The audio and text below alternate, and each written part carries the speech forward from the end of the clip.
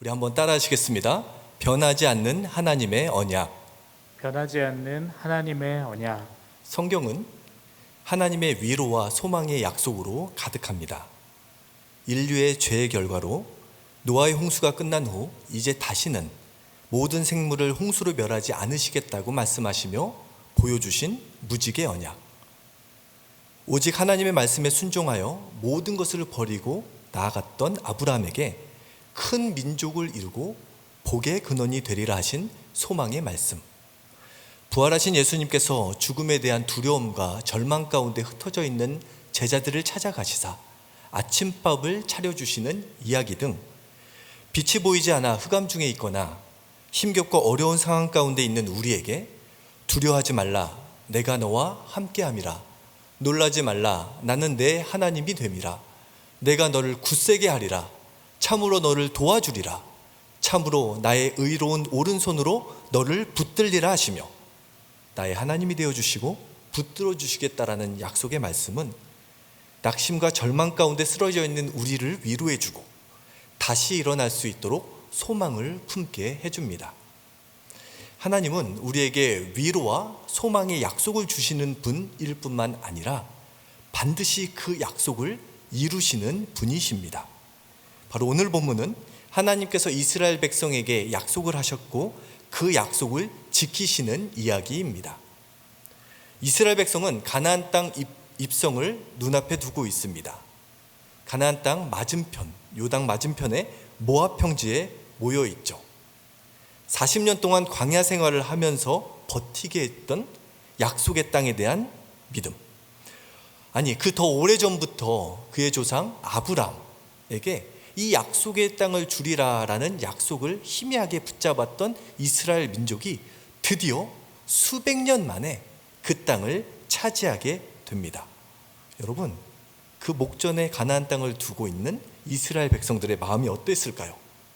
아마 40년 동안 광야에서 힘들었던 모든 피로는 다 사라지고 이제 그곳에 들어갈 수 있다라는 감격과 기쁨이 충만해져 있을 것입니다.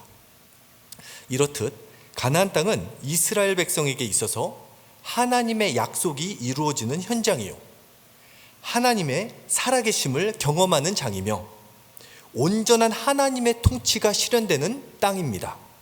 즉, 이 땅 가운데 이루어지는 하나님의 나라 모형이죠.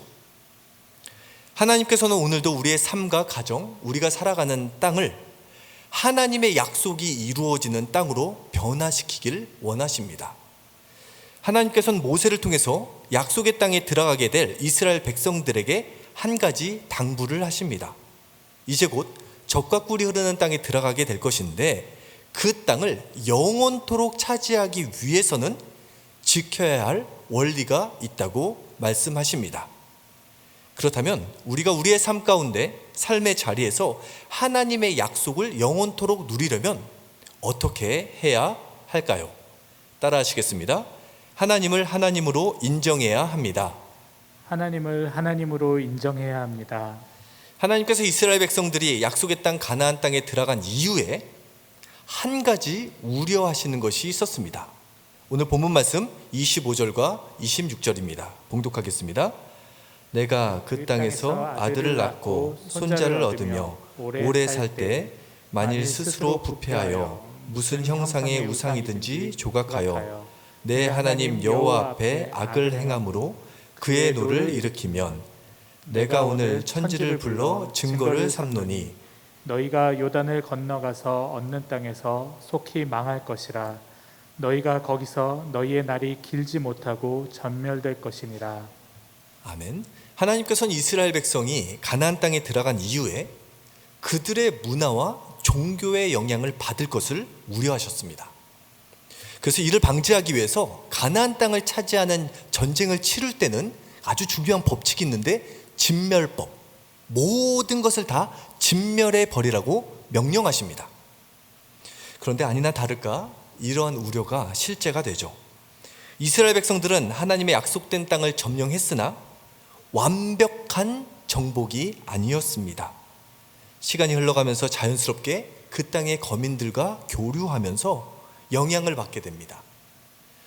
유목 문화에 익숙했던 수시로 이동을 해야 되기 때문에 체험보다는 비움이 더 익숙했던 이스라엘 백성의 눈에 농경과 정착 문화를 통해서 풍요로운 문명을 쌓아 올린 가나안 땅의 문화는 보암직도 하고 먹음직도 하고 지혜롭게 할 만큼 탐스러워 보였습니다. 결국 우려했던 대로 가나안 땅의 신들을 섬기고 우상 숭배에 빠지게 됩니다. 이것은 단순히 특정한 시대, 일부 사람들의 이야기가 아니라 모든 시대, 사사시대부터 왕조시대, 포로기 이후에까지 수많은 사람들이 우상 숭배에 빠지는 이야기가 성경에 고스란히 담겨져 있습니다. 여러분, 십계명에서 우상 숭배를 금지하면서 하나님께서 우리에게 주신 명령은 두 가지입니다. 첫 번째는 너는 나 외에 다른 신들을 내게 두지 말라입니다. 애굽의 신들, 가나안의 신들같이 다른 종교의 신을 섬기거나 예배하지 말라라는 명령입니다. 두 번째는요, 너를 위하여 새긴 우상을 만들지 말고 또 위로 하늘에 있는 것이나 아래로 땅에 있는 것이나 땅 아래 물속에 있는 것에 어떤 형상도 만들지 말며 그것들에게 절하지 말며 그것들을 섬기지 말라입니다. 이것은 피조물을 창조주 신으로 섬기지 말라는 의미와 창조주 하나님을 어떤 형상으로 가두거나 제한하지 말라는 명령입니다. 근데 여기서 중요한 표현은 너를 위하여라는 표현입니다. 신앙생활할 때 하나님을 생각할 때 나를 위한 신앙, 나 중심적인 신앙을 지향하라는 것입니다. 우리는 너무나 이기적인 존재입니다. 아무리 신앙이 좋아도요, 불쑥불쑥 내 안에 나 중심으로 돌아가는 생각과 마음을 우리는 떨쳐버리기가 쉽지 않습니다. 나 중심적으로 나의 경험과 나의 생각 속에 하나님을 제한해서는 안 됩니다. 하나님께서 이스라엘 백성에게 자신을 드러내실 때 어떤 형상으로 보여주신 것이 아니라 말씀이 새겨진 돌판을 통하여서 자신의 임재를 보여주십니다. 또 광야에서 이스라엘 백성에게 하나님의 임재를 보여주는 선물을 주시는데요, 그것은 바로 그 선물은 무엇일까요? 이것입니다. 성막이죠. 이 사진은 실제 이스라엘의 광야에 세워져 있는 성막 모형입니다. 이 울타리 크기가요 100규빗, 50규빗, 가로가 대략 50m, 세로가 25m 정도 되고요. 이 울타리 안에 성소와 지성소가 있는데요, 성소의 크기는 20규빗과 10규빗, 10m, 5m, 지성소는 5m, 5m밖에 되지 않습니다. 광야에 딱 어울리는 모습이죠. 크지도 않고요, 화려하지도 않습니다. 근데 한번 입장을 바꿔봅시다. 이 하나님의 임재처소인 성막을 처음 본 이스라엘 백성들은 어떠한 반응을 보였을까요? 성경에 나와 있지 않지만 추측해 볼 수 있는데요, 약 400년 동안 광야 이집트에서 웅장하고 장엄한 피라미드를 보았던, 그리고 압도적인 신상들, 수많은 신들의 모습을 보고 스핑크스를 보아왔던 그들에게 성막은 거룩함이 잘 느껴지지 않고 그저 초라한 초라한 천막처럼 보였을 것입니다.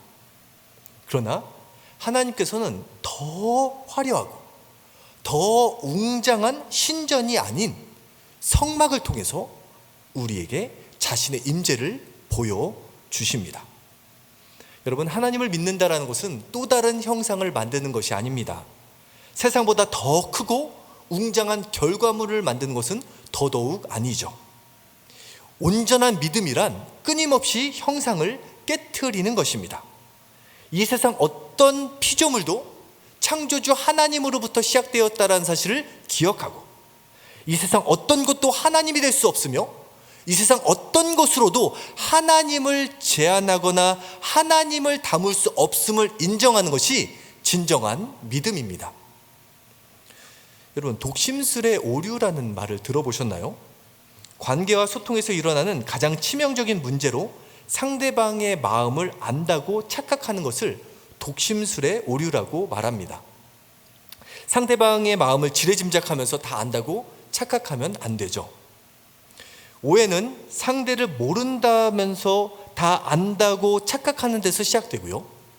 갈등의 해결은 모른다라는 사실을 아는 것부터 시작됩니다. 내가 모를 줄 알고 뻔하지 뭐. 다 알아. 안 봐도 비디오야. 틀림없어. 이렇게 생각하면서 다른 사람을 정죄하거나 다른 사람을 제한할 때 우리는 그 사람을 있는 모습 그대로 이해할 수가 없습니다. 당신을 공경에 빠뜨리는 것은 당신이 모르고 있는 것이 아니라 그럴 리 없다고 확신하는 것이다. 그렇습니다. 우리가 신앙생활을 할 때 조심해야 되는 것은 하나님을 제한하는 것입니다. 그리고 신앙생활의 중심이 하나님이 아닌 나 자신이 되는 것이죠. 내 생각과 경험에 하나님을 제한하는 것이 아니라 하나님이 내 인생에 하나님이 되실 때 우리는 우리의 삶에 하나님의 신실하신 약속들을 경험할 수 있게 됩니다. 이번 한 주를 통해서 나의 인생 가운데 하나님이 하나님 되시는 은혜를 경험할 수 있는 저와 여러분이 되시기를 예수님의 이름으로 축원합니다. 두 번째로요, 약속의 땅을 영원히 누리기 위해서는요, 따라 하시겠습니다. 하나님과의 만남에 초점을 맞춰야 합니다. 하나님과의 만남에 초점을 맞춰야 합니다. 하나님께서 인간에게 끊임없이 요구하시는 것, 또한 우리에게도 요구하시는 것이 있습니다. 그것은 하나님을 알아가기 원한다라는 것이죠. 호세아서 6장 6절의 말씀, 나는 인애를 원하고 제사를 원하지 아니하며 번제보다 하나님을 아는 것을 원하노라. 여기서 하나님을 안다라고 이야기할 때 유의해야 될 것이 있습니다. 그것은 하나님을 아는 것과 하나님에 대해서 아는 것의 차이를 구분하는 것입니다. 여러분 좀 말이 비슷하죠? 하나님을 아는 것과 하나님에 대해서 아는 것은 비슷하지만 큰 차이를 가지고 있습니다. 제임스 패커는 그의 책 하나님을 아는 지식에서 하나님에 대해 아는 것과 하나님을 아는 것을 구별하면서 두 가지를 이야기합니다. 첫째는 우리는 하나님을 많이 알지 못하면서도 하나님에 대해서는 많은 것을 알 수 있다. 두 번째는요, 우리는 하나님을 많이 알지 못하면서도 경건에 대해 많은 것을 알 수 있다. 무슨 얘기예요? 우리가 하나님을 잘 몰라도요, 하나님에 대해서 지식을 쌓아갈 수 있고요, 하나님을 잘 몰라도 경건의 생활을 할 수 있다라는 것이에요. 우리는 설교나 책, 또 다른 사람을 통하여서 기도하는 법, 성경을 읽는 법, 신앙생활하는 법을 잘 배울 수 있고요, 실천할 수 있습니다. 그러나 이러한 것은 하나님을 아는 것이라기보다는 하나님에 대해 아는 것입니다. 물론 이 하나님에 대해 아는 것도 중요합니다. 그러나 하나님에 대해서 많이 안다고 해서 그 하나님을 온전히 안다고 말할 수는 없습니다. 가령 인간관계도 마찬가지죠. 저는 개인적으로 좋아하는 목사님, 여러 목사님을 좋아하는데요, 가장 좋아하는 목사님 중에 한 분이 유기성 목사님입니다. 유기성 목사님 언제부터 좋아하게 되었냐면 저는 군 생활할 때부터 좋아하게 되었어요. 왜냐하면 유기성 목사님이 제 군목 선배님이신데 유기성 목사님이 군대에서 훈련 받으시다가 다치셨대요. 그래서 훈련 점수도 별로 좋지 못하고 훈련을 끝까지 잘 받기는 받으셨는데 원하는 만큼의 결과를 얻지 못했다라는 이야기를 군대에서 들었습니다. 그러니까 괜히 관심이 생기기 시작하더라고요. 그래서 유기성 목사님의 설교를 종종 듣습니다. 또 그분의 책을 보면서 은혜를 받아요. 그런데 그렇다고 해서 제가 유기성 목사님을 잘 안다라고 이야기할 수 있을까요? 참고로요, 제가 이번 설교 때 유기성 목사님을 생각해서 그런지 어제 꿈에 그분이 나타나셨어요. 저를 보고 씩 웃으시더라고요. 여기까지입니다.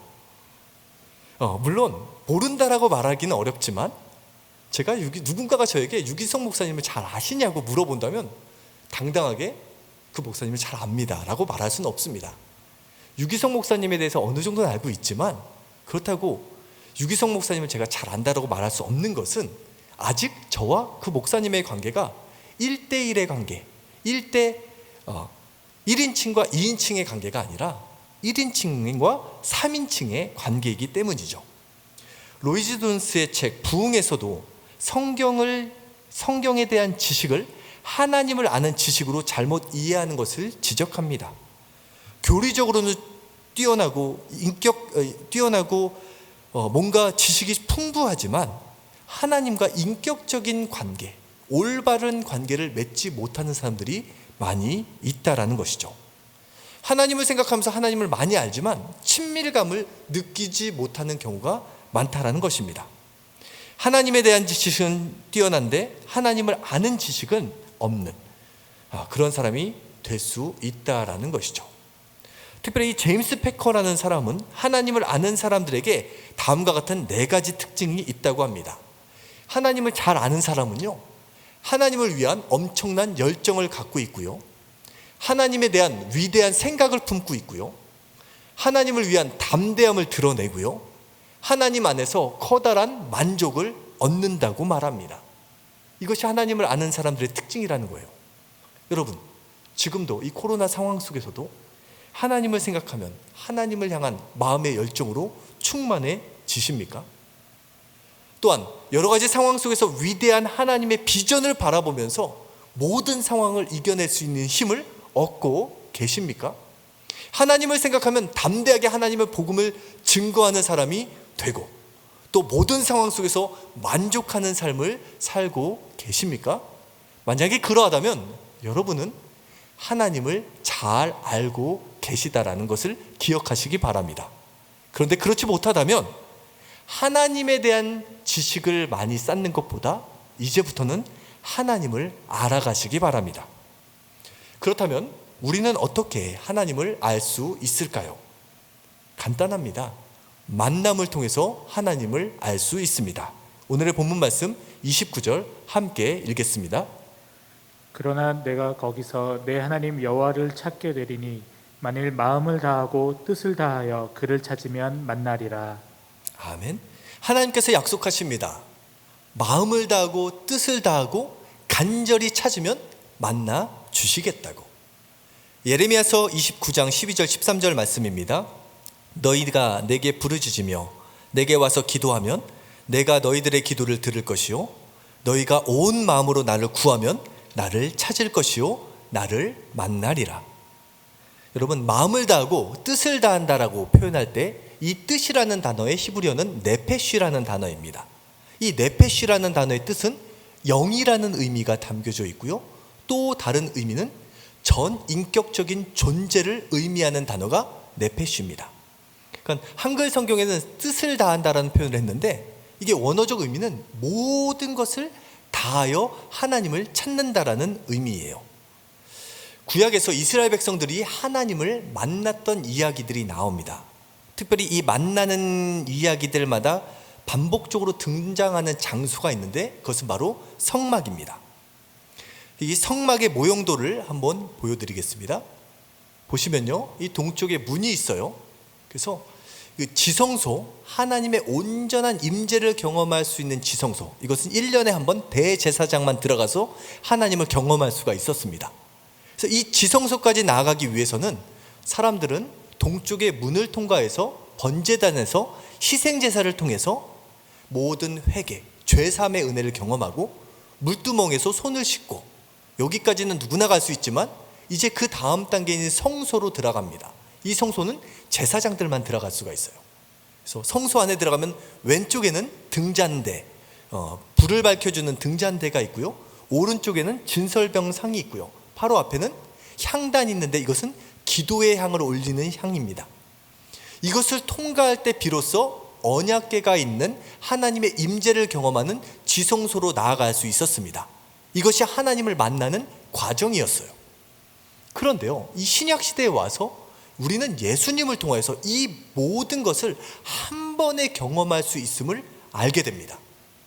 양의 문이 되신 예수님, 하나님께 나아가는 문은 바로 예수님 자신이 문이 되어 주시고요, 예수님을 통과해 가지고 들어가면 번제단에서 우리의 모든 희생 제물이 되어 주신 단번에 죽으심으로 우리의 죄와 허물의 문제를 완벽하게 해결해 주신 예수님을 만나고, 물두멍에서 성령의 인치심을 경험한 다음에 성소로 들어가면 왼쪽에 등장대, 세상의 빛으로 오신 예수님, 오른쪽에는 생명의 떡으로 오신 예수님, 그리고 우리의 중보자 되어주시는 예수님을 통해서 예수님께서 십자가에 달려 죽으셨을 때 휘장이 위로부터 아래로 찢어졌죠. 그래서 누구나 지성소로 들어가 하나님을 만날 수 있게 되었다라는 것이죠. 여러분, 이 성물들, 번제단부터 언약궤까지의 이 모든 성물들이 배치되어 있는 모습을 보면 그 안에 십자가의 모습을 우리는 발견할 수 있습니다. 그렇습니다. 우리는 예수님을 만나요. 예수님을 통하여서 하나님을 만날 수 있습니다. 또한 이 성막의 과정은 오늘 우리에게 예배를 통하여서 경험되어집니다. 여러분, 예배를 통해서 우리가 궁극적으로 바라봐야 되는 것은 무엇입니까? 오늘 예배를 잘 드렸어. 한 주도 좋다. 오늘 예배 어떤 설교를 통해서 감동을 받았어. 찬양 중에 뭔가 마음에 뭉클함이 있었어. 물론 은혜 받았어. 이런 것도 다 좋지만 우리가 궁극적으로 예배를 통해서 지향해야 되는 것은 무엇입니까? 바로 하나님을 만나는 것입니다. 기도 가운데 하나님을 만나고, 찬양 가운데 하나님의 임재하심을 경험하고, 말씀 가운데 하나님의 음성을 들으며 나를 위로하시는 하나님의 숨결을 경험할 때 우리는 이 세상을 살아갈 수 있는 힘을 하나님과 만남을 통해서 얻게 되는 것입니다. 요한복음 4장 24절 말씀입니다. 하나님은 영이시니 예배하는 자가 영과 진리로 예배할지니라. 코로나로 인해서 예배를 드리는데 많은 제약이 생겼습니다. 가장 가슴 아픈 게요, 현장 예배를 드리고 싶으시다고 어르신들이 백신 주사 맞으신 분들이 많아요. 그런데 방침이 좀 바뀌어가지고 지금 현장 예배에 못 오시는 권사님들 생각하면 그래도 그 중심은 하나님께서 기쁘게 받으셨겠다 생각을 해봅니다. 우리는 여러 가지 상황으로 인해서 온라인 예배로 예배를 드리는데 많은 제약이 있습니다. 예배에 집중하는 것이 얼마나 어렵습니까? 그런데 여러분, 집중하셔야 됩니다. 예배를 단순히 드렸다로 끝내는 것이 아니라 예배를 통해서 하나님을 만나셔야 됩니다. 우리가 예배를 통해서 하나님을 만나겠다라는 마음을 다하고 영혼을 다하고 나의 모든 것을 집중한다면 하나님께서는 반드시 우리를 만나 주십니다. 또한 하나님과의 만남의 자리는 광야에서 이루어졌습니다. 우리가 하나님과의 만남에 초점을 맞춘다면 우리는 광야에서도 빈들에서도 삶의 자리에서도 하나님을 만날 수 있습니다. 이번 한 주 동안 하나님과의 만남을 사모하시는 저와 여러분이 되시길 주님의 이름으로 축원합니다. 하나님의 만남을 사모하며 하나님을 알아감을 통하여서 하나님과 동행하는 복된 한 주가 되시길 예수님의 이름으로 축원합니다. 마지막으로 하나님의 약속을 누리기 위해서는 따라하시겠습니다. 언약을 지키시는 하나님을 기억해야 합니다. 언약을 지키시는 하나님을 기억해야 합니다. 하나님의 약속은 영원히 변하지 않습니다. 또한 하나님은 그 약속을 잊어버리지 아니하십니다. 오늘 본문 말씀 30절과 31절입니다. 같이 봉독하겠습니다. 이 모든 일이 내게 임하여 환난을 당하다가 끝날에 내가 내 하나님 여호와께로 돌아와서 그의 말씀을 청종하리니 내 하나님 여호와는 자비하신 하나님이심이라. 그가 너를 버리지 아니하시며 너를 멸하지 아니하시며 내 조상들에게 맹세하신 언약을 잊지 아니하시리라. 아멘. 우리가 환난 중에 또한 고난과 역경 중에 그 고난과 역경과 징계도 하나님의 사랑임을 기억해야 됩니다.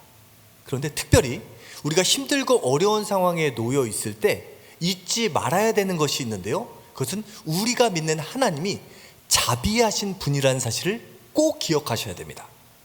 이 자비하신 하나님이라는 표현에서 이 자비라는 단어가 레헴이라는 단어를 쓰는데요, 이 레헴은 어머니의 자궁을 의미합니다. 여러분 한번 상상해 보세요. 우리가 하나님의 자궁 안에 들어있다는 것을 상상해 봅시다. 어떤 것이 보여집니까? 칠흑 같은 어둠입니다.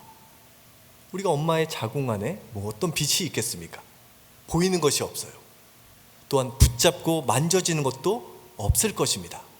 그런데요, 어머니의 자궁, 칠흑 같은 어둠 속에서 우리는 무엇을 할 수 있습니까?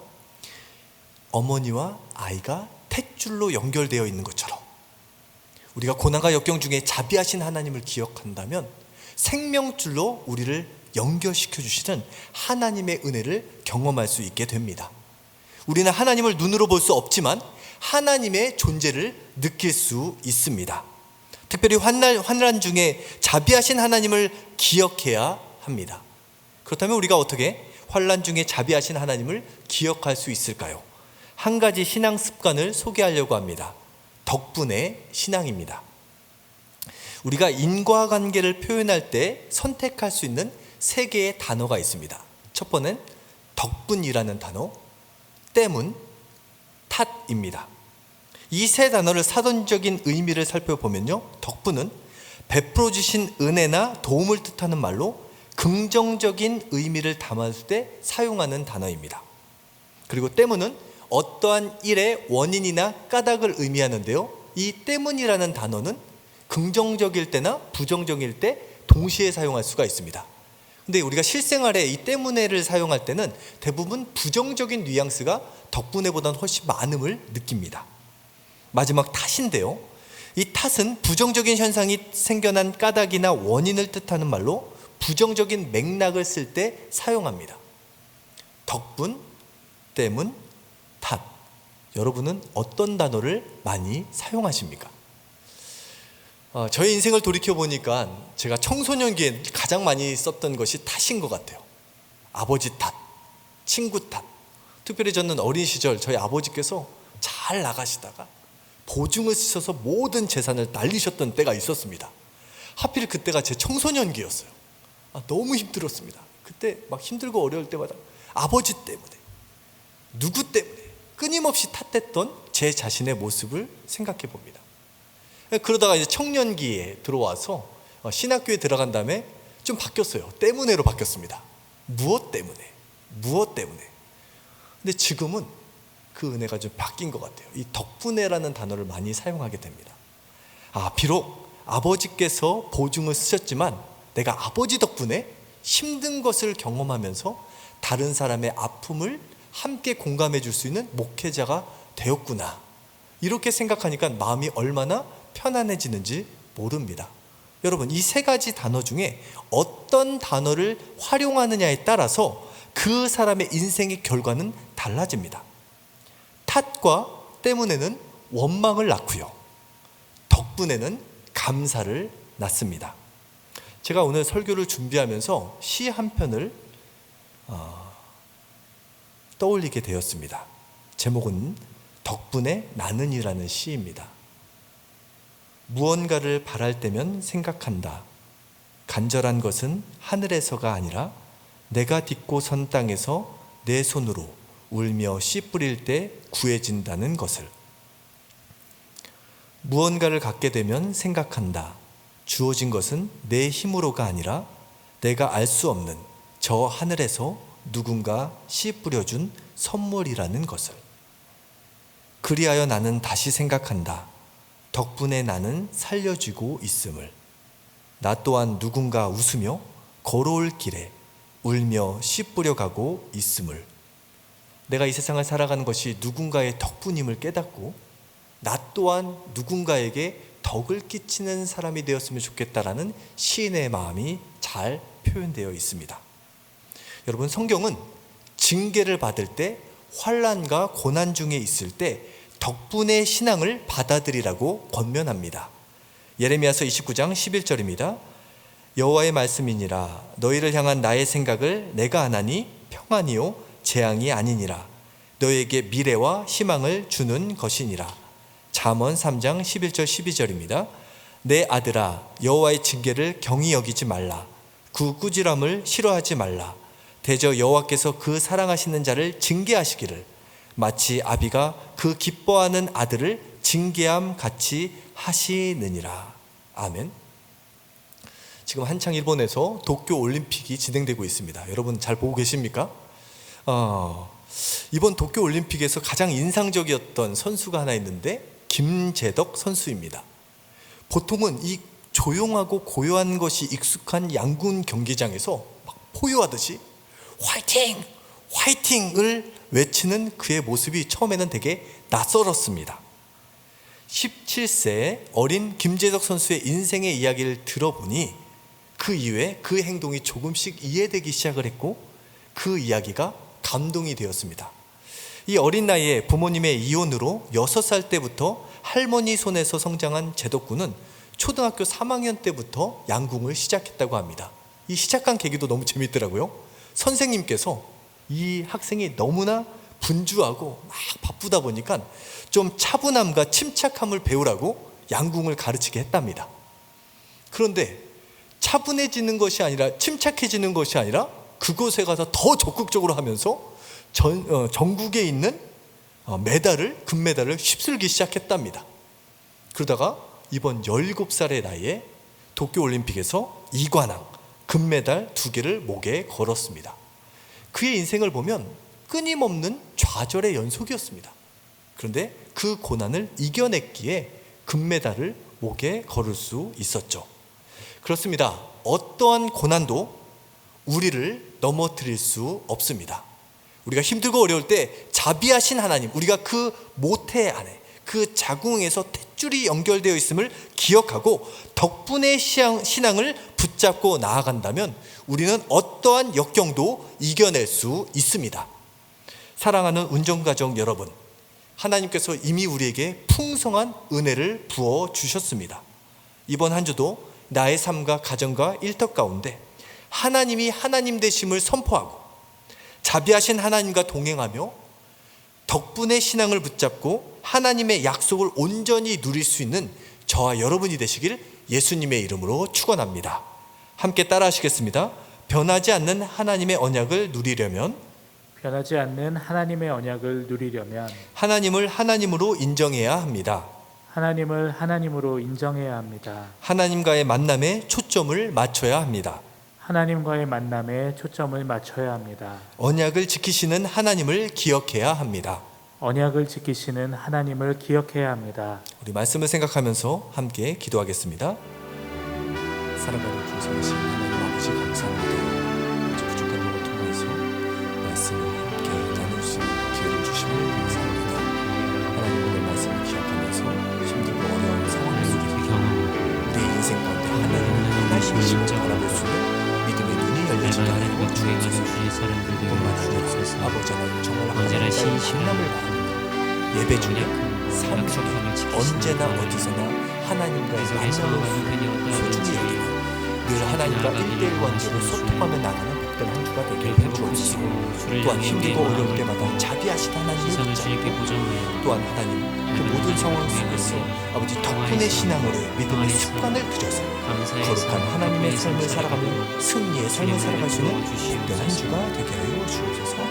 감사드리며 예수님의 이름으로 기도드립니다. 사랑과 은혜가 풍성하신 하나님 아버지 감사합니다. 우리가 모든 상황 속에서 나의 인생의 주인이 하나님임을 고백할 수 있는 믿음의 고백을 열어 주옵소서. 모든 상황 속에서 힘들고 어려울 때마다 자비하신 하나님을 기억하게 하시며 하나님과의 만남을 소중히 여기며 하나님을 알아가는 기쁨을 누리는 복된 한 주가 되게 하여 주옵소서. 감사드리며 예수님의 이름으로 기도드립니다. 아멘. 아멘.